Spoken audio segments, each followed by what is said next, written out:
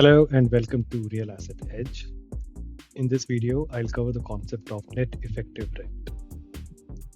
Two lease proposals might look identical on the surface, but concessions like free rent, tenant improvements, and leasing commissions for brokers completely change your actual return.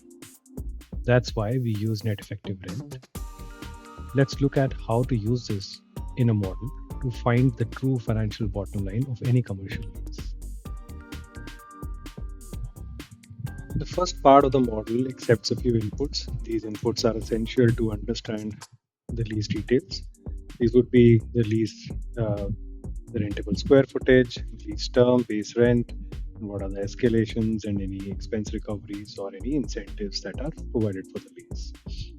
The second part relates to the annual cash flow. This is required to be created using the lease terms, starting from base rent, deducting any incentives like free rent, adding on the expense recoveries as applicable for the lease, and then subtracting the incentives like tenant improvement allowance and the landlord expense of leasing commissions in year 0.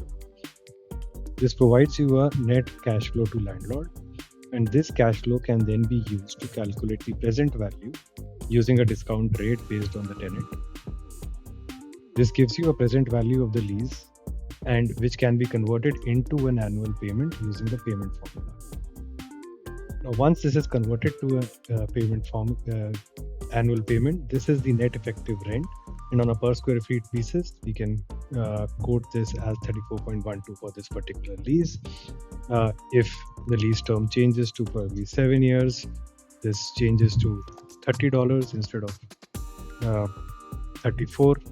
And in case you want to compare two different leases, what you do is just take a copy of this template and then fill out the details of the other tenant. Let's say we are just comparing the lease terms of the same tenant.